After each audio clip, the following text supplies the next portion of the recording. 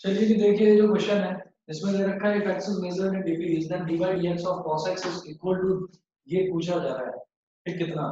तो अब इसमें हम क्या करेंगे कि if x is measured in degrees तो आप क्या करो सबसे पहले इसमें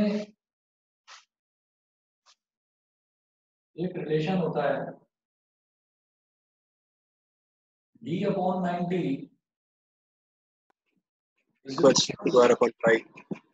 फिर खराब हो गई। नहीं सर सही है सर ठीक है। सही है सर। सही है सर। अच्छा d upon 90 is equal to 2r upon pi ये होता है रिलेशन। यहाँ पर d होता है एंगल इन डिग्रीज और r होता है एंगल इन रेडियंस। तो मैं अगर इसको रेडियंस में कन्वर्ट करूं तो r की वैल्यू क्या आ जाएगी d पाई एक्चुअली 2r 180r। हाँ जी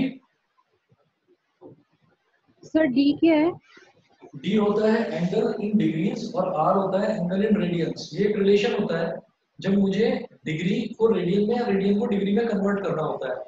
अब इस क्वेश्चन में ये दे रखा है कि if x is measured in degrees then d by dx of cos x is equal to। तो अब ऐसे केस में क्या करेंगे कि जो एंगल दे रखा है ना ये x ये मुझे डिग्रीज में दे रखा है यानी कि given d is equal to x मतलब एंगल मुझे डिग्रीज में दे रखा है। तो d यानी कि डिग्री की वैल्यू डिग्री मेजर की वैल्यू x दे रखी है और मैं उसको रेडियन में निकालना चाह रहा हूँ कन्वर्ट करना चाह रहा हूँ। तो r की वैल्यू हो जाएगी d पाई अपॉन 180। ये फॉर्मूला होता है 11th क्लास में करा होगा।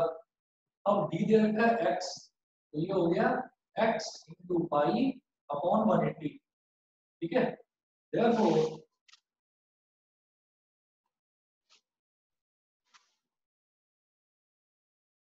सर आपकी स्क्रीन हिल रही है।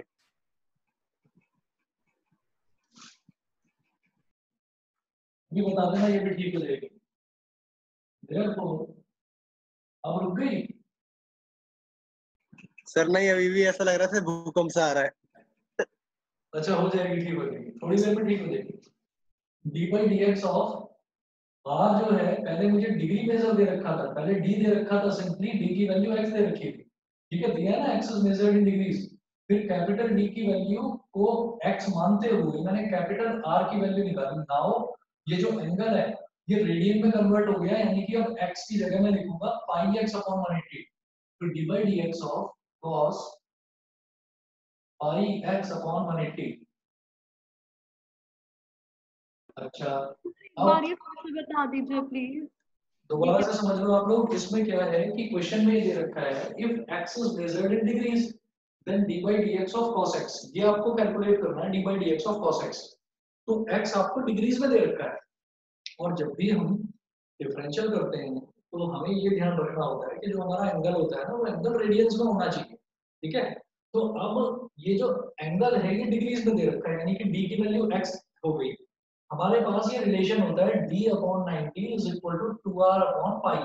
यहाँ पर d होता है measure of angle in degrees और r होता है measure of angle in radiance.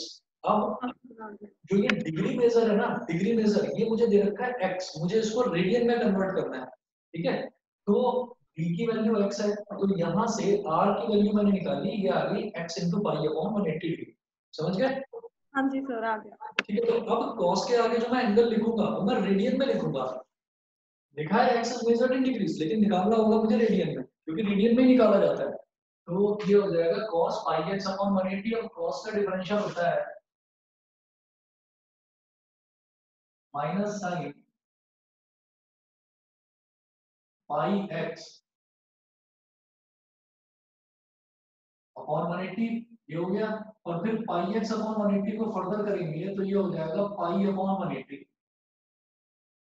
ये हो जाएगा पाई अपॉन 180। अब पाई अपॉन 180 तो कांस्टेंट है। ठीक है तो इसको बाहर निकालो ये हो गया माइनस पाई अपॉन 180 और फिर यहां पर लिख दीजिए साइन x और रीजन में लिखना because angle is measured in degrees। Angle is measured in degrees. तो ये मैंने कहा क्या है, दोबारा से ध्यान से समझिए कि एंगल तो डिग्री में ही मेजर करा जा रहा है, लेकिन होता क्या है, एंगल तो डिग्री में ही मेजर करा जा रहा है, लेकिन जो डिफरेंशिएशन है, डिफरेंशिएशन तब होता है जब एंगल को मैं रेडियन में कन्वर्ट कर दूं। तो पहले मैंने एंगल को रेडियन में कन्वर्ट करा, तो जो x था, अगर x डिग्री मेजर है उसका, तो उसका रेडियन मेजर हो जाएगा पाई x अपॉन 180। फिर मैंने इसको डिफरेंशिएट करा, और डिफरेंशिएट करने के बाद because angle is measured in degrees, तो मैंने पाई x अपॉन 180 को वापस डिग्रीज में कन्वर्ट कर दिया, यानी कि x कर दिया। तो इसका जो करेक्ट ऑप्शन है वो आपका ये वाला है, सी वाला। प्रणव और आपका वैसे है? अगर ये सर यही सर आंसर है।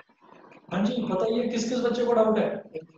सर जैसे अगर ये एमसीक्यू की फॉर्म में नहीं होता, सिर्फ सिंपलीफाई करना होता है इसको, तो हाँ हम लोग क्या कहते हैं, सिर्फ सेकंड लास्ट स्टेप पे छोड़ सकते थे, मतलब साइन एक्स जो एंड में हमने किया है। नहीं, सुनो सुनो, अगर इसमें कुछ दे ही नहीं रखा होता, अगर ये नहीं होता कि angle is measured in degrees, अगर ये नहीं दे रखा होता, तो मैं सिंपली क्या करता, मैं cos x का differential simply minus sin x कर देता, फिर तो कुछ करना ही नहीं था। लेकिन क्या है कि डिफरेंशियल तभी होता है जब एंगल, किसी भी ट्रिग्नोमेट्रिक फंक्शन का डिफरेंशिएशन तभी होता है जब एंगल रेडियन में दे रखा हो। तो एंगल दे रखा है बेटा डिग्री में, तो पहले तो उसको रेडियन में कन्वर्ट करा, यानी कि पहले मैंने उसको डिफरेंशिएबल बनाया, रेडियन में कन्वर्ट करा, रेडियन में कन्वर्ट करने के बाद फिर मैंने उसका डिफरेंशिएशन करा। डिफरेंशिएशन में मैंने देखा कि यहाँ पर दो फंक्शंस हैं, एक ट्रिग्नोमेट्रिक फंक्शन और पाई एक्स अपॉन 180 यानी कि एक अलजेब्रिक फंक्शन। अब पाई एक्स अपॉन 180 को जब डिफरेंशिएट करेंगे तो पाई अपॉन 180 कांस्टेंट है और x का डिफरेंशियल हो गया 1। लेकिन क्वेश्चन में ये दे रखा है angle is measured in degrees, तो डिफरेंशिएशन करने तक ही मुझे एंगल को रेडियन में रखना था। जब डिफरेंशियल हो गया तो अब साइन के आगे पाई एक्स अपॉन 180 लिखने की जरूरत नहीं है, अब मैंने इसको वापस साइन एक्स लिख दिया because angle is measured in degrees, इसलिए मैंने उसको वापस डिग्रीज में कन्वर्ट कर दिया। ठीक है समझे? सर। Okay sir. सभी को क्लियर है, सभी बच्चों को? Yes sir. Differentiation trigonometric function का तभी होता है जब एंगल रेडियंस में हो, ठीक है? तो इसलिए पहले इसको रेडियन में कन्वर्ट करा, जब डिफरेंशिएशन हो गया, जब मेरा काम हो गया, तो वापस एंगल को हमने डिग्री में लिख दिया। ठीक है, नेक्स्ट क्वेश्चन देख लेते हैं।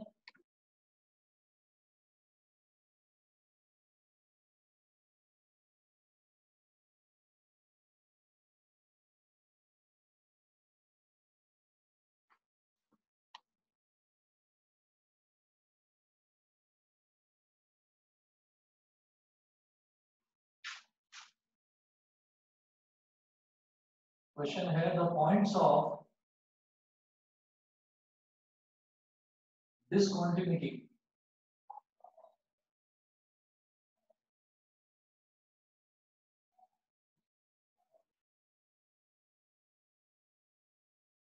the points of discontinuity of tan x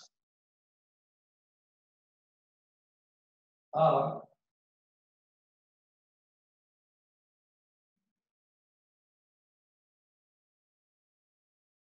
the points of discontinuity of tan x are a है n pi where n belongs to, ये i पता नहीं इन्होंने क्या दे रखा है क्वेश्चन में i, इंटीजर को डिनोट करेगा ना शायद, हाँ इंटीजर को डिनोट करेगा मेरे ख्याल से। हो सकता है, लेकिन इंटीजर को ना z बोलते हैं। फिर b है 2n pi n belongs to i, फिर c है 2n plus 1 pi by 2 n belongs to i, और d पार्ट है none of these। The points of discontinuity of tan x, tan x के points बताने हैं, points of discontinuity. अच्छा, तो tan x जब डिसकंटिन्यूअस होगा तो उसके पॉइंट्स ऑफ डिसकंटिन्यूटी, यानी कि tan x को मैं फंक्शन को मान लूं tan x, और tan x मानते हुए मैं इसको कॉन्टिन्यूअस प्रूव करूंगा तो LHL और RHL दोनों इक्वल आएंगे, लेकिन डिसकंटिन्यूअस प्रूव करूंगा तो LHL RHL और फंक्शन की वैल्यू वो तीनों इक्वल नहीं आएंगे। तो तीनों इक्वल नहीं आएंगे। तो यही बताना है कि किस पॉइंट पर tan x आपका डिसकंटिन्यूअस हो जाएगा। n बिलोंग्स टू, अगर i की वैल्यू अगर इंटीजर है तो देखिए ऐसे क्वेश्चन में मुझे क्या करना है कि जैसे ये वैल्यू दे रखी है n pi the points of discontinuity, तो हम क्या करते हैं यहाँ पर एक एक करके वैल्यू डालकर देख लो आप। x की वैल्यू अगर मैंने n पाई डाली यहाँ पर,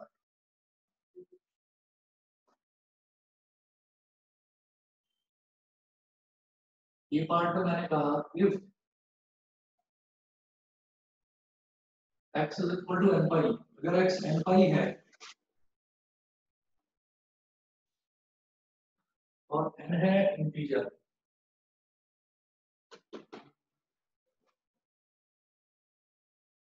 ठीक है, n इंटीजर है तो सभी के सभी इंटीजर्स के लिए सेटिस्फाई करेगा ये। मैंने बोला कि let n is equal to 1, तो x की वैल्यू क्या होगी पाई, तो पाई पर चेक कर लो fx is equal to tan x LHL at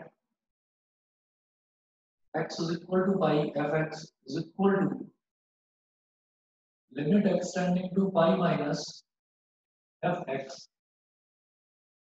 limit h tending to 0 f pi minus h, limit h tending to 0 tan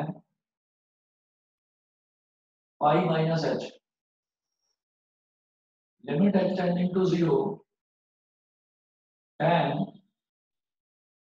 90 into 2 plus minus h। अब इसमें क्या होता है कि 90 into 2, 90 into 2 यानी कि 180 डिग्री, 180 डिग्री में जब मैं कुछ ऐड करता हूँ तो I am moving to third quadrant. Third quadrant में जो मेरा tan है वो रहता है पॉजिटिव, ठीक है। अच्छा, तो सबसे पहले तो मैं इसको कह दूंगा कि ये पॉजिटिव हो गया, लिमिट h टेंडिंग टू 0, सबसे पहले तो ये हो गया पॉजिटिव, पॉजिटिव मतलब प्लस का साइन लगा दो। और उसके बाद फिर मैं कहूंगा कि ये इवन नंबर है तो tan का tan ही रहेगा, और angle as it is minus h आ गया यहाँ पर, तो tan minus theta minus tan theta होता है तो माइनस बाहर आ जाएगा, limit h tending to 0 minus tan h। अब h की वैल्यू अगर 0 डाल भी दी हमने तो माइनस tan 0, इसकी वैल्यू तो 0 ही आ जाएगी। सिमिलरली जब मैं इसका RHL निकालूंगा तो RHL at x is equal to pi, sir continuous आ जाएगी वो भी 0 ही आ जाएगा। हाँ जी सर। और उसके बाद हम क्या करेंगे कि अगर मान लीजिए मैं यहाँ पर f पाई यानी कि tan पाई पर वैल्यू निकालता हूँ तो tan पाई भी 0 होता है। इसका मतलब ये मेरे काम का नहीं है, क्योंकि इस पर क्या आ रहा है, इस पर तीनों वैल्यूज इक्वल आ रही हैं, तो ये तो आपका हो जाएगा कॉन्टिन्यूअस। उसके बाद बात करते हैं 2n पाई की। 2n पाई के लिए चेक कर लीजिए, और n बिलोंगिंग टू इंटीजर दे रखा है तो मैं सबसे आसान इंटीजर जानबूझकर 0 क्या, सॉरी, मैं सबसे आसान इंटीजर इसमें इसको 1 ही मान रहा हूँ, और 1 हम मान रहे हैं इसमें। हाँ जी बताइए। सर आपने ये limit h tends to 0 tan bracket में क्या लिखा है फोर्थ लाइन में? यहाँ पर यस सर।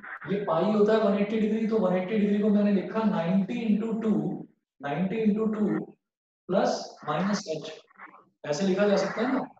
हम इसमें ये देखते हैं कि tan 180 माइनस थीटा ये क्या होता है, या तो अगर आपको डायरेक्ट फॉर्मूला पता हो तो वैसे कर लो कि tan 180 minus theta minus tan theta ही होता है, या तो डायरेक्ट फॉर्मूला से कर लो या फिर इस वाले मेथड से कर लो।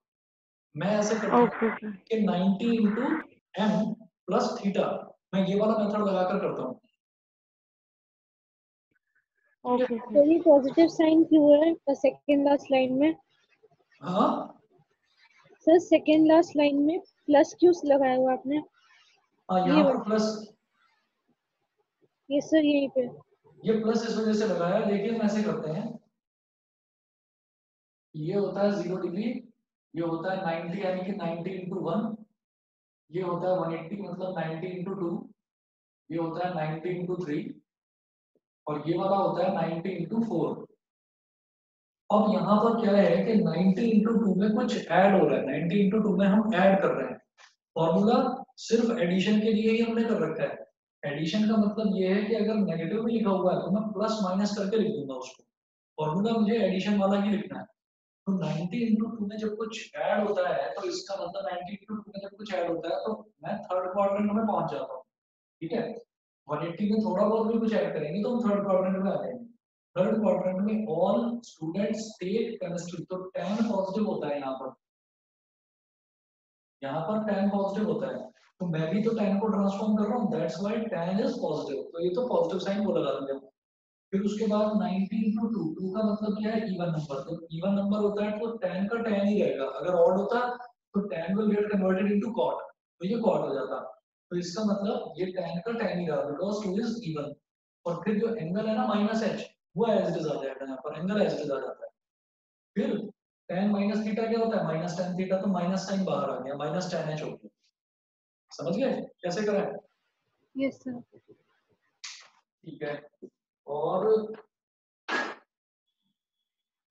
इसी तरीके से अगर आप 2n पाई का करेंगे तो 2n पाई में मैं कहूंगा बी पार्ट अगर मैं चेक करूं, इफ सर ये भी कंटिन्यूस आ रहा है। ये भी कंटिन्यूअस आ रहा है, ऐसे ही थर्ड का करो, थर्ड का देखना, थर्ड में क्या हो जाएगा 2n प्लस 1 पाई बाई 2, तो आप क्या करो, आप थ्री जान, पाई बाई 2। इसको आसान बनाने के लिए आप n को 0 ले लो, n को 0 ले लोगे, इंटीजर है ना, n को 0 ले लोगे तो ये पाई बाई 2 हो जाएगा। समझ गए?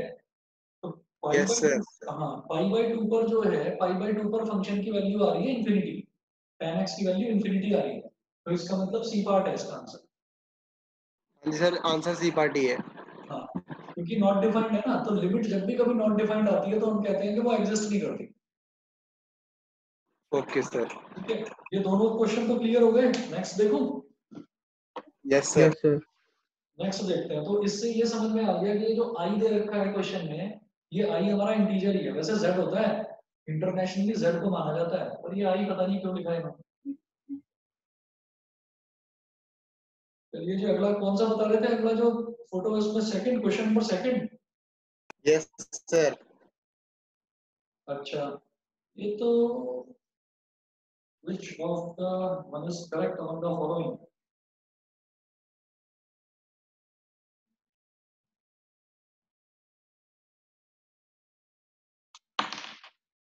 चलो जी क्वेश्चन नंबर 2 देखते हैं। क्वेश्चन है, आप, मैं क्वेश्चन लिख रहा हूँ और ऑप्शन दे रहा हूँ, और मुझे लगता है कि आप सब लोग खुद ही बता देंगे इसका आंसर क्या है। मैं लिख रहा हूँ, जरा देखिएगा ध्यान से। सर इसमें डिग्री का मतलब है सेम ऑर्डर की है। हाँ, इसमें जो दे रखा है ना इक्वल डिग्री मतलब डिग्री तो होती है वो 3/3 2/2, वो डिग्री तो होती है। हाँ मतलब ऑर्डर। ऑर्डर, हाँ ऑर्डर। इसका आंसर ये है, बाकी आप लोग देख लो।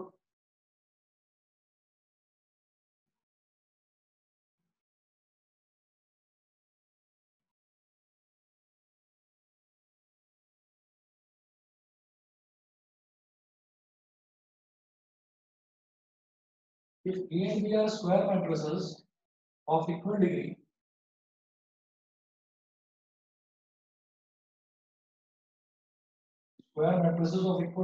then which one is correct?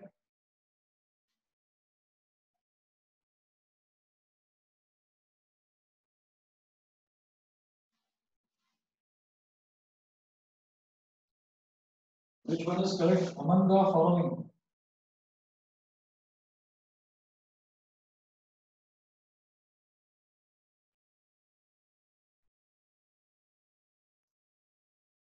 A part है A plus B is equal to B plus A. B part है A plus B is equal to A minus B. C part है A minus B is equal to D minus H. D part है, A B is equal to B है। बताइए, खुद बताओ। तो ये जो डिग्री का मतलब होता है ना, डिग्री का मतलब क्या है? ऑर्डर। ए होगा इसका, कौन सा होगा? ए, ये ठीक है, ऑप्शन ए। Option A. वैसे ही समझ में आता कैसे? है यस, कि आप खुद देखो कि अगर दो मैट्रिक्स हैं ए और बी, तो उन दोनों का एडिशन उनके सब्ट्रैक्शन के इक्वल थोड़ी होगा, तो ये तो गलत है। A minus B B minus A के इक्वल हो ही नहीं सकता। ऐसे ही ए बी और B A matrix multiplication is not commutative, commutative होता ही नहीं है वो। सर इक्वल डिग्री का मतलब क्या होता है? क्या चीज? Equal degree. इक्वल डिग्री का मतलब ये है कि अगर ए की ऑर्डर, ए का जो डिग्री है या ऑर्डर है वो अगर 3 दे रखा है, तो बी का भी 3 है, मतलब 3/3। स्क्वायर मैट्रिक्स का मतलब 3/3, सर तो 3/3 एक या ही बात, 4/2 या 4/4। तो वो हम एक क्या ही कहते बात हैं तो कि मैट्रिक्स, हाँ मैट्रिक्स ऐड कब होती है? जब उनके ऑर्डर या उनकी डिग्री, मैट्रिक्स का ऑर्डर और डिग्री एक ही बात है, जब उनका ऑर्डर या उनकी डिग्री वो सेम होती है। जैसे मान लीजिए 1/2 की मैट्रिक्स है, तो दूसरी मैट्रिक्स में 1/2 की होनी चाहिए, तभी वो ऐड होगा। ठीक है। और मैट्रिक्स का जो एडिशन होता है वो कम्यूटेटिव होता है। आप a प्लस बी करो या b प्लस ए करो, दोनों सेम आते हैं। तो पहला ऑप्शन ही ठीक है बस। समझ गए? Yes sir. चलो जी, अब इसके बाद इसमें एक क्वेश्चन है, और आप लोग समझिए, रिलेशन फंक्शन आप लोगों ने पढ़ा है अभी कुछ दिन पहले। तो फंक्शंस का और इसका कॉम्बिनेशन है डिफरेंशिएशन का। क्वेश्चन देखिए, अच्छा है, मैं लिख रहा हूँ।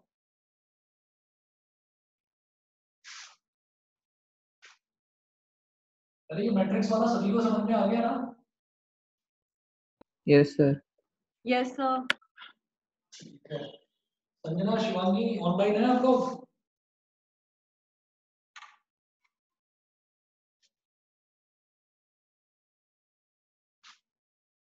देखिए क्वेश्चन दे रखा है मुझे,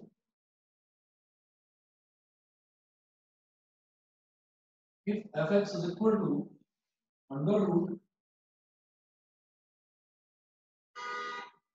x square plus 1, gx is equal to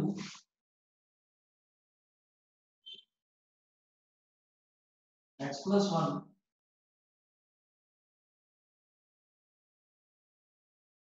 upon x square plus 1, hx is equal to hx is equal to 2x minus 3, then find f dash बड़ा bracket h dash curly bracket g dash x। इसके लिए आपको क्या करना पड़ेगा? इसके लिए आपको, इन्होंने क्या बोला है, जैसे हम फंक्शन निकालते थे ना, मान लीजिए एफ एच जी एक्स दे रखा होता, तो f of h h of g ये करना होता। लेकिन यहाँ पर क्या है कि f dash h dash g dash, ये तीनों फंक्शन मुझे पता होने चाहिए। इन तीनों फंक्शन का मतलब क्या है कि मैं एफ एक्स को, जी एक्स को और एच एक्स को, इन तीनों को पहले डिफरेंशिएट कर दूंगा। देखो कैसे करेंगे। इसमें एफ एक्स की वैल्यू है under root X square plus 1। देखिए मैं सीधा कर रहा हूँ, बहुत क्वेश्चंस कर लिए हमने। तो एफ डैश एक्स सीधा सीधा मैंने आपको बताया था कि अंडर रूट एक्स का डिफरेंशियल होता है 1/2 रूट एक्स। तो मैं सीधा लिख रहा हूँ इसको 1/2 रूट एक्स स्क्वायर प्लस 1। पहले तो मैंने ये लिख दिया। उसके बाद ये जो अंदर लिखा हुआ है generic function x square plus 1, अब मैं इसको डिफरेंशिएट करूंगा तो ये हो जाएगा 2x। एक्स स्क्वायर का हो गया 2x और 1 का 0, तो सीधा सीधा 2x हो गया। 2 से 2 कैंसिल आउट हो गया। एफ डैश एक्स की वैल्यू आ गई x upon under root X square plus 1। ये वैल्यू आई एफ डैश एक्स की। ठीक है, इक्वेशन नंबर 1। फिर g डैश x निकालेंगे इसी तरह से। तो gx दे रखा है मुझे x plus 1 upon x square plus 1। तो g डैश x में किस तरह से निकालूंगा? ये डिनोमिनेटर है, मैं डिनोमिनेटर का होल स्क्वायर कर दूंगा। ये क्या हो गया? एक्स स्क्वायर प्लस 1 का होल स्क्वायर। और न्यूमरेटर में मैं क्या करूंगा? Denominator as it is question rule लगा रहा हूं बेटा, denominator as it is into D by D X of numerator minus numerator as it is into D by D X of denominator. ठीक है, आप लोगों को दिखाई नहीं दे रहा होगा, मैं इसको कैमरा को डिस्टॉर्ट कर दूंगा, दिखाई देगा सबको? पहले denominator into D by D X of numerator minus numerator as it is into D by D X of denominator X square plus 1। अब ये हो जाएगा एक्स स्क्वायर प्लस 1 और D by D X of x plus 1, x का 1 हो जाएगा और 1 का हो जाएगा 0, तो ये तो सिंपली 1 हो गया, माइनस एक्स प्लस 1 और D by D X of x square plus 1, ये हो जाएगा 2x upon x square plus 1 का होल स्क्वायर। इसके बाद का पोर्शन इधर कर रहा हूं मैं,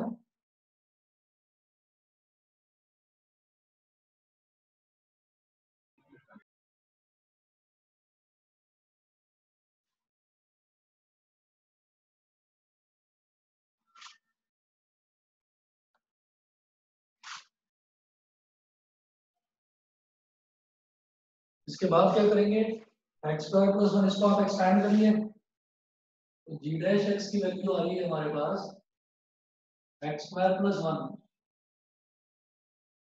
और x इंटू 2x हो गया 2x स्क्वायर मतलब minus sign minus 2x square और 1 इंटू 2x मतलब माइनस साइन तो minus 2x upon x square plus 1 का होल स्क्वायर। तो g dash x is equal to x square minus 2x square हो गया minus x square minus 2x plus 1 upon x square plus 1 का whole square. ये हमारा जी dash x आ गया, इसको बोलिए आप लोग equation number 2। Next H x है तो एच डैश एक्स निकालिए, 2x माइनस 3 तो एच डैश एक्स आ जाएगा सिंपली 2, ये आ गया 2, इसको बोल दीजिए इक्वेशन नंबर 3। अब क्या करना है, अब F dash h dash g dash x ये निकालना है, तो F dash h dash g dash x ये निकालना है सबसे पहले। तो आप ये देखिएगा कि इसमें एफ डैश लिया, यहां लिखेंगे एच डैश और जी डैश एक्स की वैल्यू डालो, सबसे पहले जी डैश एक्स की वैल्यू, तो जी डैश एक्स की वैल्यू यहां पर ये आ जाएगी minus x square minus 2x plus 1 upon x square plus 1 का होल स्क्वायर, ये हो गया। ठीक है, ये समझ में आ गया सभी को? Yes sir. Yes sir. ये समझ में आ गया? आकृति और नियति दोनों बताइए। Yes sir. ठीक है, तो अब सुनिएगा, अब क्या करना है कि एच डैश एक्स जो है ना, एच डैश एक्स की वैल्यू आ रही है कांस्टेंट फंक्शन 2, तो इसका मतलब यहाँ ब्रैकेट में कुछ भी लिखा हुआ हो मुझे उससे मतलब ही नहीं है। एच डैश के ब्रैकेट में एक्स हो तो भी 2 आएगा, एच डैश के ब्रैकेट में पूरी दुनिया लिखी हुई हो, कुछ भी लिखा हुआ हो, रिजल्ट में 2 ही आना है। तो इसका मतलब ये मेरे पास हो गया एफ डैश 2, ये एफ डैश 2 हो गया, समझ गए? अब एफ डैश 2 का मतलब क्या है? एफ डैश 2 का मतलब ये है कि ये जो एफ डैश एक्स है ना, इसमें एक्स की जगह 2 डाल देना, तो एक्स की जगह 2 डाल दीजिए, इसमें आप क्या हो जाएगा 2 upon under root 2 square plus 1, इसका आंसर 2 अपॉन रूट 5 है। यस सर, यही आंसर है। ठीक है, बताइए जी सभी बच्चों को समझ में आ गया? यस सर, आ गया। यस हाँ, सर। तो टाइम बचाने के लिए हम एक काम कर सकते थे यहाँ पर, जो हमसे गलती हुई है, यहाँ पर गलती तो नहीं है, तरीका तो देखो यही है करने का, ठीक है, लेकिन क्या है कि जब मैंने देखी कि मुझे जी डैश एक्स निकालना ही नहीं चाहिए था, यहाँ पर मुझे जी डैश एक्स यहाँ निकालना ही नहीं चाहिए था, मैंने ये देख लेना था कि एच डैश एक्स एक कांस्टेंट फंक्शन आ रहा है, तो एच डैश के आगे कुछ भी आता रहे वो उसका रिजल्ट तो 2 ही आना है, समझ गए? तो इसलिए ये जो मैंने जी एक्स से जी डैश एक्स निकालने में सबसे ज्यादा मेहनत करी है, ये करनी ही नहीं पड़ती, हमारा काम चुटकियों में हो जाता है। समझ गए? हाँ सर। ठीक यस है, सर। चलिए जी, और कोई डाउट तो नहीं है? सर बाकी उससे मिसलिनियस से कंटिन्यूटी की। चलिए ठीक है, बताइए कौन सा क्वेश्चन, पहले वही कर लेते हैं। सर 18 और 18, 19 और 21। 18, 19 और 21। Yes sir. Question number 18 miscellaneous exercise of chapter 5, इसमें टोटल 23 क्वेश्चन है। सबसे पहले मैं क्वेश्चन नंबर 18 कर रहा हूँ, नोट करिए।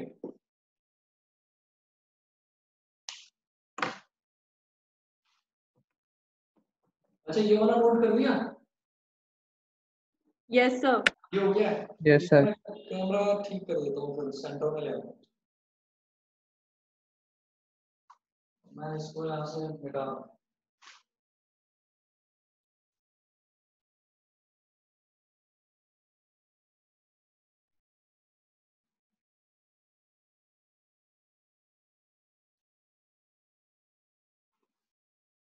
अच्छा 1 मिनट मुझे टाइम दीजिए, मैं जरा पानी पी लूँ।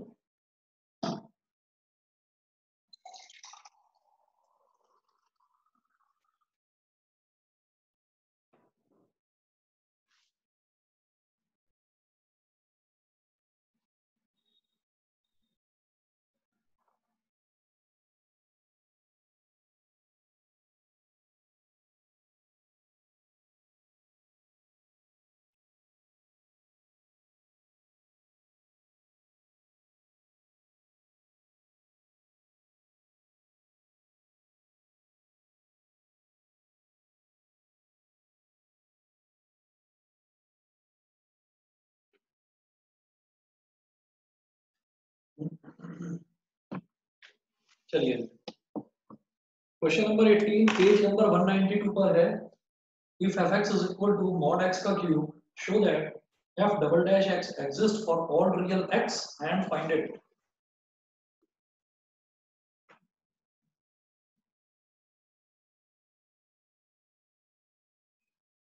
क्वेश्चन नंबर 18 में है fx is equal to modulus of x का cube. Show that f double dash x exists for all real x and find it. देखिए f double dash x का मतलब क्या होगा? Double derivative of x, double derivative of fx, sorry. तो पहले जब fx दे रखा है मुझे mod x का क्यूब, तो पहले तो मैं mod x जो है mod x की डेफिनेशन का पूरा इस्तेमाल करूंगा। यहाँ हम कहेंगे fx हो गया माइनस x का, mod x की जगह आ जाएगा माइनस x का cube if x is less than 0 और प्लस x का cube if x is greater than equal to 0। ये सभी बच्चों को समझ में आया कि नहीं, ये बता दो। Yes sir. सर ठीक है, अच्छा तो अब fx क्या हो जाएगा? माइनस का क्यूब माइनस ही होता है, तो ये हो गया माइनस x का cube if x is less than 0 और x का cube if x is greater than equal to 0। Differentiate with respect to x, x के रिस्पेक्ट में डिफरेंशिएट करिए, ये आ गया f डैश x। भाई f का डिफरेंशियल f डैश x बोला जाता है उसको, तो ये हो जाएगा minus 3x square if x is less than 0 and plus का 3x square if x is greater than equal to 0। Differentiate again with respect to x, x के रिस्पेक्ट में फिर से डिफरेंशिएट करिए। इधर कर रहा हूं इसको,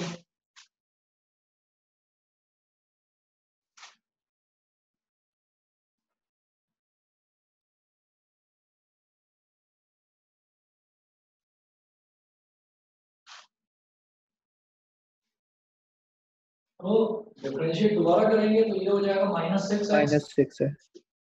f double dash x is equal to -6x if x is less than 0 and plus का 6x if x is greater than equal to 0। इसको मैं ऐसे लिख सकता हूँ कि 6 into minus x if x is less than 0 and 6 into plus x if x is greater than equal to 0। मैं वापस इसको मॉड में कन्वर्ट कर सकता हूँ, आंसर आएगा 6 mod x। बताइए समझ में आ गया? Yes sir.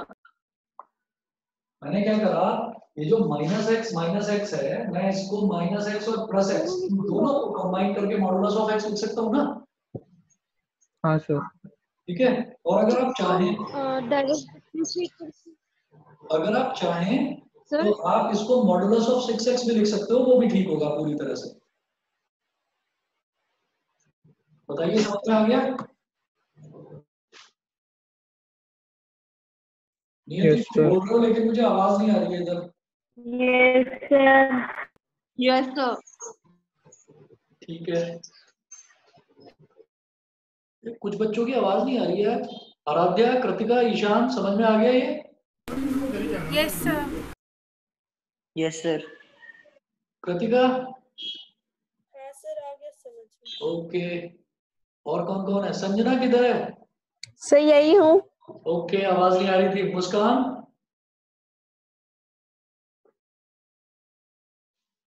मुस्कान? Ojas? Present sir. Shashwat? Yes sir, present. Okay okay, चलिए शिवांगी का वो नेट का ही प्रॉब्लम चल रहा होगा, शिवांगी नहीं है आज। चलिए ठीक है, अगला देखते हैं। अगला कौन सा बता रहे थे 18 के बाद? 19। Yes sir. अच्छा, 19 में क्या है? ये मैथमेटिकल इंडक्शन पता नहीं क्या है, इसको हर जगह आ जाता है, मैट्रिसेस में भी आ गया था ये। चलो देखते हैं। क्वेश्चन नंबर 19 में है, using mathematical induction prove that dy dx of x की power n is equal to n x की power n minus 1 for all positive integers n। क्या दे रखा है कि मुझे मालूम है कि अगर मैं x की पावर n का डिफरेंशियल करता हूँ तो उसका फॉर्मूला होता है n x सर की ये पावर क्वेश्चन यही तक वो निपट गया, हो गया क्वेश्चन 18। हाँ 18 हो गया, और क्या चाहिए इसमें बताओ। ओके सर, शो ठीक है। That f double dash x exist, पहले तो ये शो करना था f double dash x exist करता है तो यस एग्जिस्ट करता है, और दूसरा है एंड फाइंड इट, फाइंड कर लिया, आ गया 6 mod x। Okay sir. ठीक है, अब देखते हैं क्वेश्चन नंबर 19। 19 में मैथमेटिकल इंडक्शन यूज करते हुए प्रूव करना है। क्वेश्चन नंबर 19 में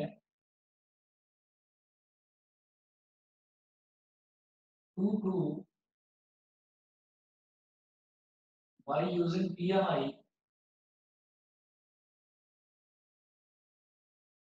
to prove by using PMI क्या प्रूव करना है? d by dx of x की power n, d by dx of x की power n is equal to n x की पावर n minus 1। ठीक है, स्टेप 1 करिए सबसे पहले। स्टेप फर्स्ट, और n is equal to 1, n is equal to 1 के लिए मैं करूंगा d by dx, left hand side देखिएगा, n is equal to 1 के लिए लेफ्ट हैंड साइड हो जाएगी d by dx of x की power 1, d by dx of x, d by dx of x क्या होता है? 1 होता है। चलिए जी, लेफ्ट हैंड साइड तो 1 आ गया। RHS, RHS क्या है? 1 इंटू x की पावर 1 minus 1, तो ये भी वन आंसर। तो x की power 0, anything to the power 0 वो 1 ही होता है, तो हम कहेंगे LHS is equal to RHS। So the relation holds true for n is equal to 1। n is equal to 1 के लिए ये जो रिलेशन है ये ट्रू है। उसके बाद क्या करेंगे? स्टेप सेकंड, स्टेप सेकंड में हम क्या करते हैं कि n is equal to m के लिए ये ट्रू होगा, ऐसा हम एज्यूम कर लेते हैं। स्टेप 2 में कुछ सॉल्व नहीं करना होता, एज्यूम करना होता है sir.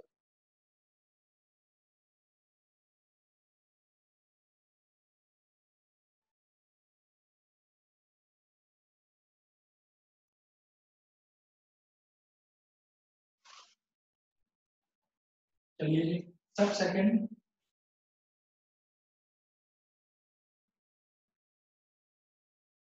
let the relation be true for n is equal to m, a n is equal to m के लिए ट्रू है, मतलब that is d by dx of x की पावर n, x की पावर m, सॉरी n की जगह m लगा दीजिए, is equal to m x की पावर m माइनस 1, इसको बोल दीजिए इक्वेशन नंबर 1। क्या है कि सेकंड स्टेप में हम ये मान लेते हैं कि जो चीज मुझे प्रूव करनी है वो n is equal to m के लिए ट्रू है, ये चीज हम मान लेते हैं। तो अब स्टेप 3 में क्या करना होगा, स्टेप 3 में करना है to prove that the given relation is true or n is equal to m plus 1। Given relation n is equal to m plus 1 के लिए ट्रू है, मुझे ये चीज प्रूव करनी है। चलिए देखते हैं कैसे करना है। That is, we have to prove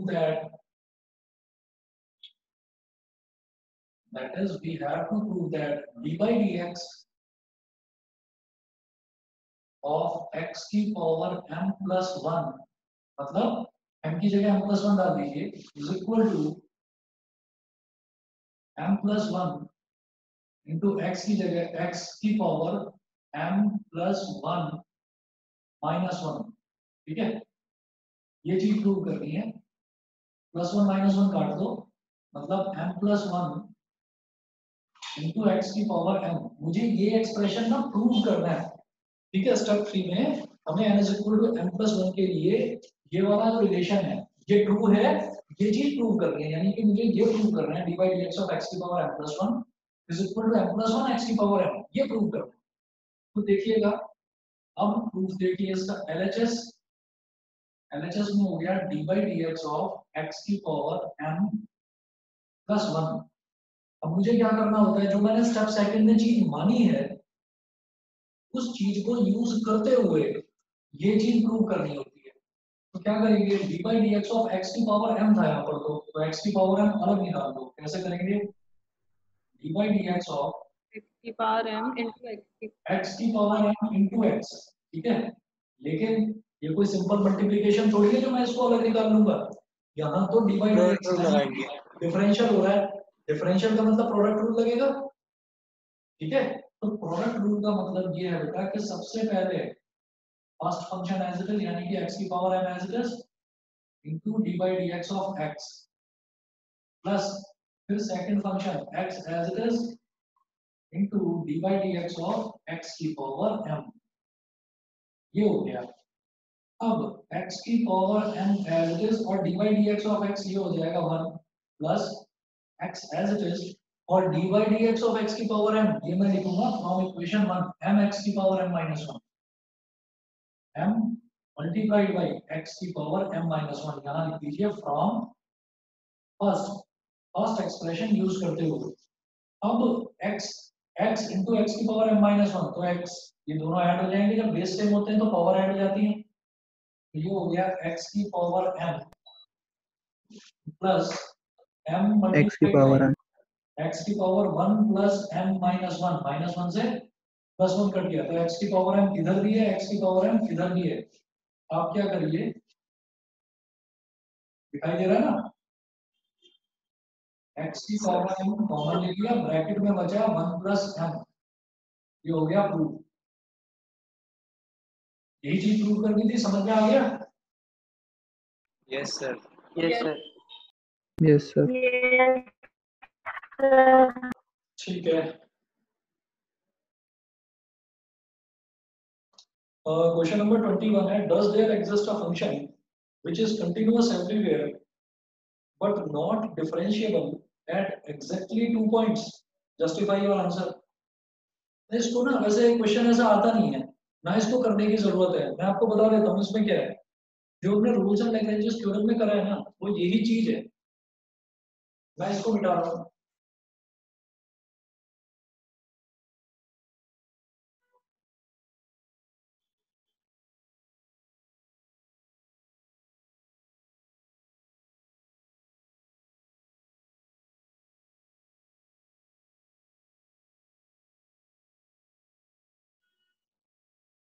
अगर मान लीजिए हमने कोई भी रेंज ले ली है, जैसे मान लीजिए आपको याद होगा कि हम रूल्स एंड लैग्रेंजेस थ्योरम में 2 स्टेप करते थे। सबसे पहले स्टेप 1 और स्टेप 2।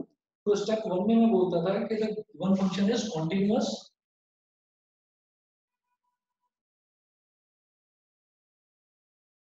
क्वेश्चन नंबर 21,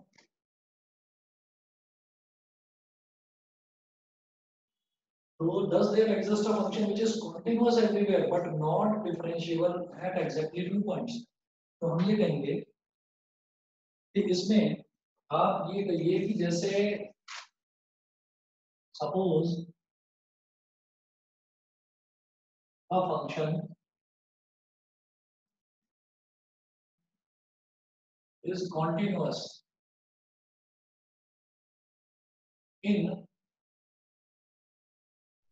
-2 to 2, मतलब स्क्वायर ब्रैकेट लगाऊंगा मैं क्लोज इंटरवल में, then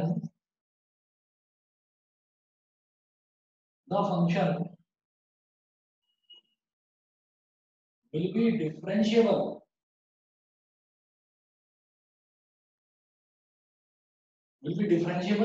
on small bracket -2 to 2।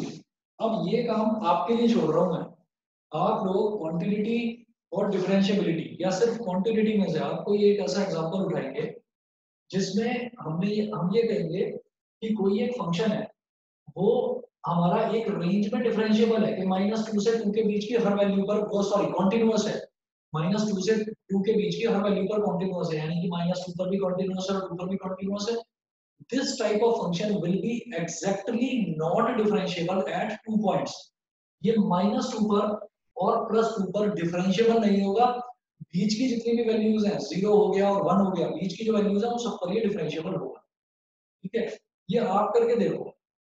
कोई फंक्शन लो, कोई फंक्शन जो आपको कॉन्टिन्यूअस दे रखा है, तो हम ये बोलते हैं, मान लीजिए हमें कोई फंक्शन कॉन्टिन्यूअस दे रखा है, मान लो ऐसे है कि f(x = x² + 2), ये फंक्शन दे रखा है और ये इन्होंने बोला मेरे को कि ये कॉन्टिन्यूअस है, -2 और 2 के बीच में ये कॉन्टिन्यूअस है। तो ऐसा आप कोई फंक्शन उठाइएगा, ठीक है। तो अब मैं क्या करूंगा कि मैं इसकी क्वांटिटी शो करूंगा किसी एक पॉइंट पर, बीच का कोई पॉइंट ले लो आप, 0 ले लो या 1 ले लो, आपकी मर्जी। उसके बाद जब डिफरेंशिएबिलिटी में प्रूव करने जाऊंगा ना, तो डिफरेंशिएबिलिटी में -2 पर और +2 पर प्रूव करूंगा। मेरी बात समझ में आ गई? हाँ सर। डिफरेंशिएबिलिटी -2 और +2 पर प्रूव करूंगा और आप देखना वो डिफरेंशिएबल नहीं होगा।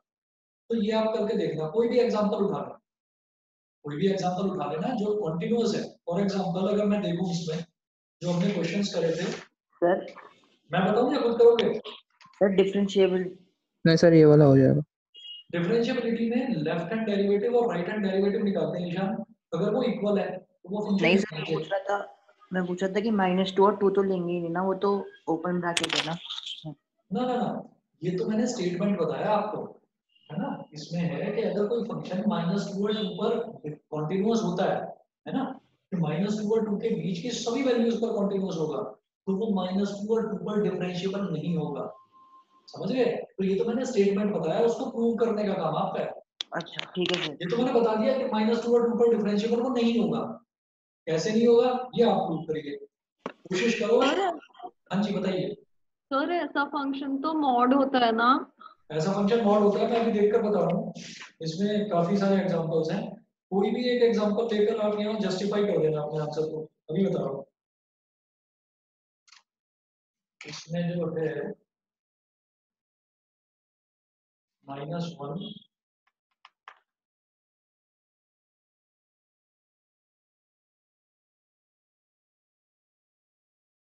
एक काम करो, दिमाग लगाने की ज्यादा जरूरत ही नहीं है, मॉड फंक्शन ही ले लेना।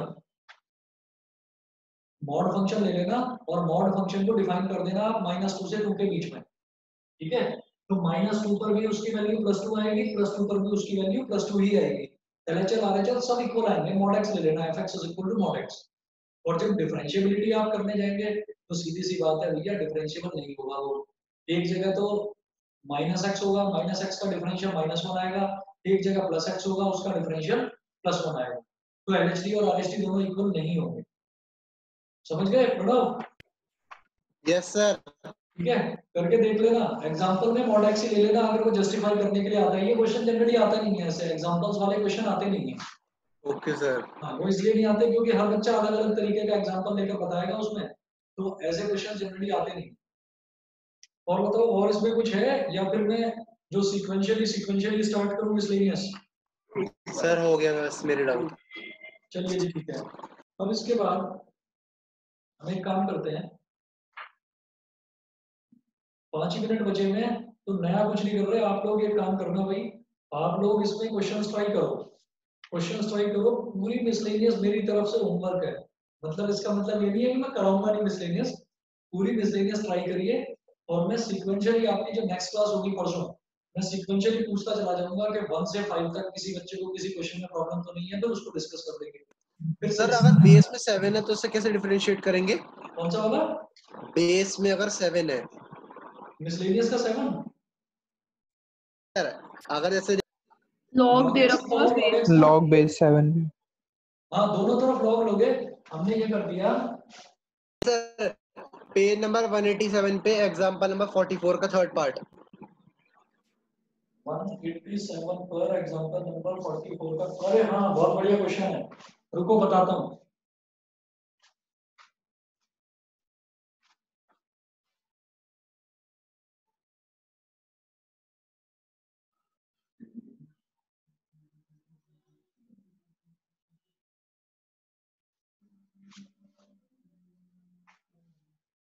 देखिए ऐसा होता है, log b to the base a, ये होता है log b upon log a, ये होता है।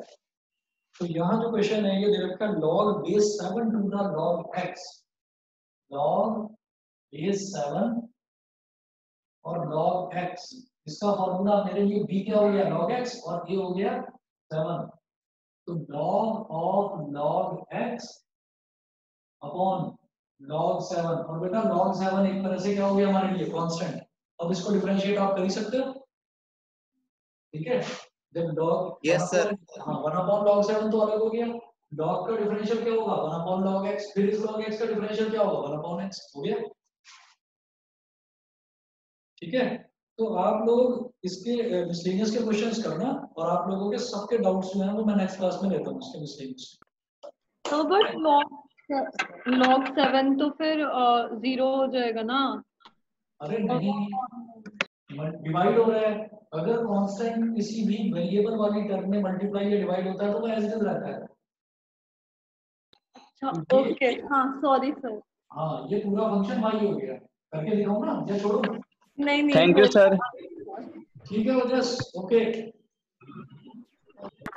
Thank you sir. आप लोग तैयार रहना Thank you, sir.